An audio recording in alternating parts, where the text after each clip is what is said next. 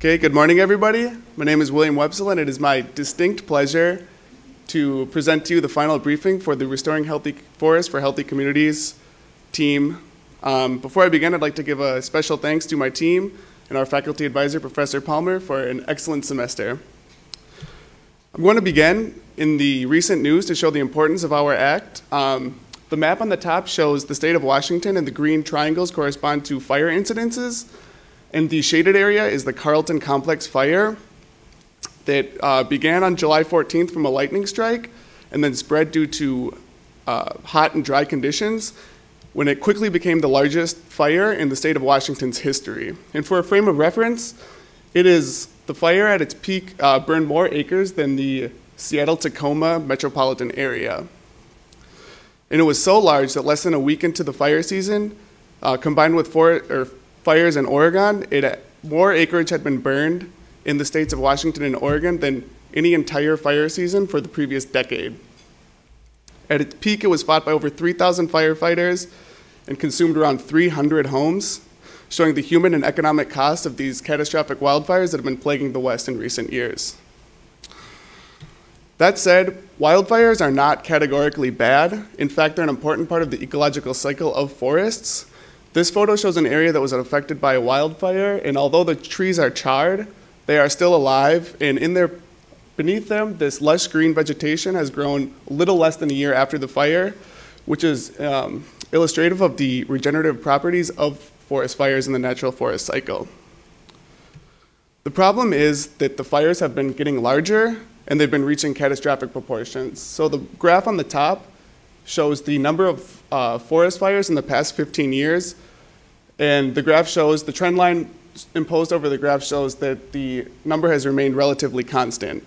But in contrast, looking at the bottom graph, which represents the average acreage burned, shows that although the number is constant, the size has been steadily increasing over the same time period. One of the contributing factors to this problem is climate change. So persistent drought conditions have almost become a new normal in the US West, and it's contributed to this news cycle. It seems every summer is a new fire season. So these two photos are of the same region. It's actually a continuation, and this is near Los Alamos, New Mexico. And these are pinon pine trees, which are naturally drought resistant. But despite that natural property that they have, persistent high temperatures and low precipitation led to a great dying off of these trees between 2000 and 2003. And as we may remember from many of us from our trip to Lamont Doherty, this area was then subject to a catastrophic wildfire, which basically eliminated all of these trees. And kind of part and parcel in this effect of climate change is the ramping up of infestations by bark beetles. So looking at this photo, the darkish hued trees in the back have already been killed by bark beetles, and the orange hued trees in the center have recently been infested, and they're putting lots of pressure on the healthy trees in the foreground. And these bark beetles have flourished because due to climate change, warmer winters have allowed more of the bark beetles to survive the winter, and then warmer and longer summers have allowed them to reproduce more rapidly. And the problem with these is when these trees die, they obviously dry out, and they become essentially a tinderbox, which can lead to the spreading of these wildfires very rapidly. And taken together, this creates a positive feedback loop where increased temperatures allow the bark beetles to flourish, which kills more trees, creating what I mentioned is the tinderbox, which can lead to increased catastrophic wildfires, which both reduce carbon sequestration and expel CO2 into the atmosphere, which can further drive climate change. So this is where the Restoring Healthy Forests for Healthy Communities Act comes into play. The act is meant to counteract this, and it will establish forest reserve revenue areas in each unit of the National Forest System. And within these revenue areas, they will implement projects with the goal of harvesting and managing timber from the areas, and they will also share revenues with local communities. And the end goal is to reduce the risk of catastrophic wildfire and beetle infestation. So federal forest harvest is something that's historically happened on federal forest lands.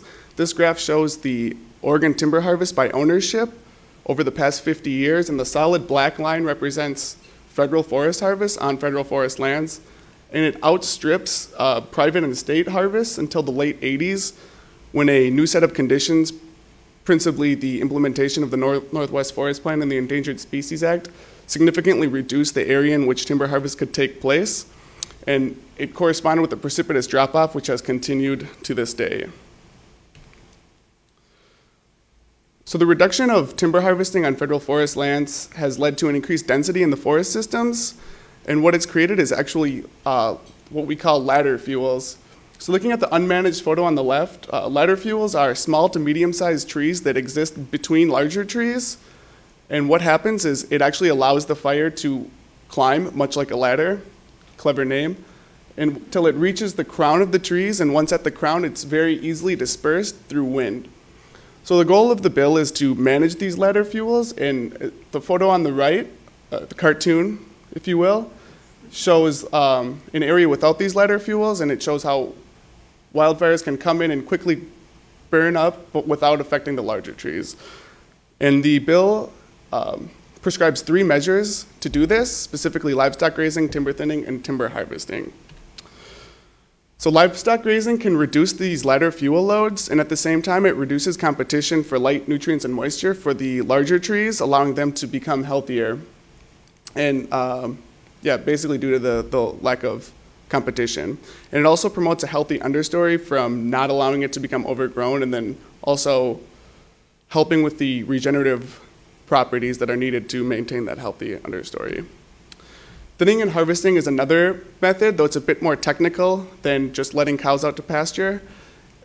In this scenario, foresters come in and they assess forest health, and they decide which trees they should allow to remain, and they can take out either diseased or dead trees or just smaller trees that are increasing competition. And this can also lead to a decrease in ladder fuels and an increased health of the forest system. Not only is it something that's important for managing forests, but historically these forest revenues from timber harvesting have been shared with communities. And these are historically important because the federal government does not pay local taxes, but at the same time, these counties that have these federal forest lands can't develop them either. So essentially these lands persist in their government entity without them able to derive any income. And so corresponding to the drop in timber harvests in the late 80s, this graph shows that there's also a decrease naturally in the amount of money derived from it. So the bill aims to re-implement these timber harvests, not only to manage the forest, but also to help out these communities affected by forest fires and the persistence of forest lands on their jurisdiction. That said, these measures are not without controversy. Looking at this photo, it's a little bit difficult to discern, but there's a fence dividing the middle of the hill there, and it shows 2 different management styles. Though we might intuitively think that the area on the right is healthier because it's greener, we don't necessarily know that. It could be that the area is overgrown and that it actually presents a fire risk, or it could be that it's overgrown by a native species that is, or an invasive species, excuse me, that is choking out native species and actually decreasing forest health. Whereas when we look at the left, we might think intuitively again that it's less healthy because we see the dryness in the brown grass that looks dead, but it could just be a dry season of this particular area, which is a natural component of the system.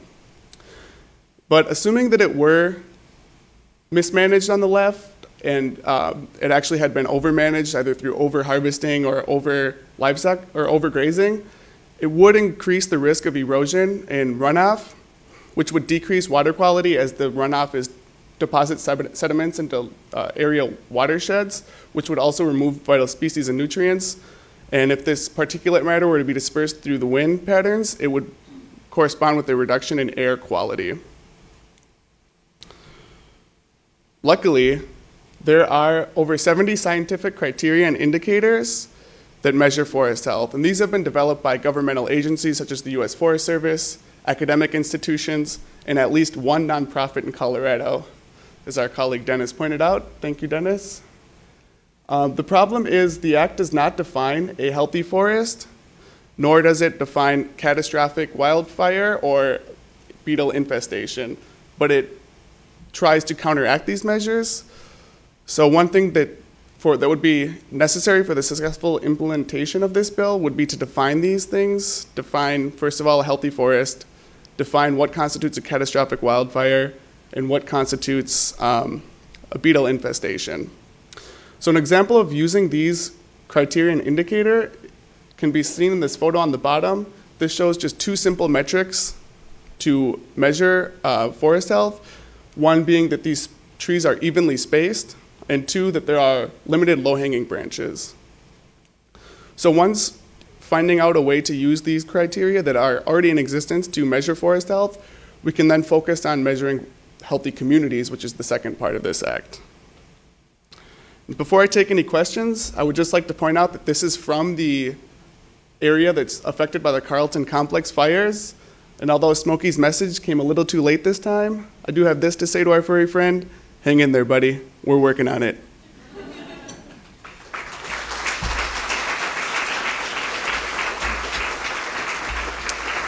Any questions?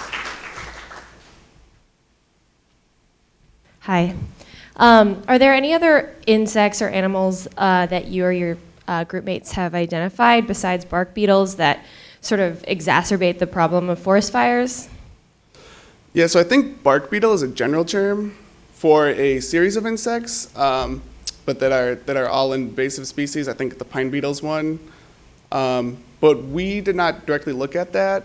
It's something that we could look into and maybe let you know in the fall. Thank you. Oh, sorry. I was just curious, you mentioned so that this act will install forest reserve revenue areas in each unit of the National Forest System. So does this target certain regions in the U.S.? Like, where exactly is this going to take place? Yeah, so most of the federal forest land is in the western United States, which is also the area that's being most affected by the current problem of catastrophic wildfires. I'll go back to this. Though there are federal forest system units, so this is the Okanogan and Wenatchee National Forest, so this is a forest system within the national forest land. The bill does have broad language, so it says each system, so that is something that would come out maybe in the implementation of the bill, but we would take it to mean that yes, that these areas would be in each system, and so they are throughout the United States, though they're heavily concentrated in the western U.S. Time for one more question over here. Hey, Will. Good job.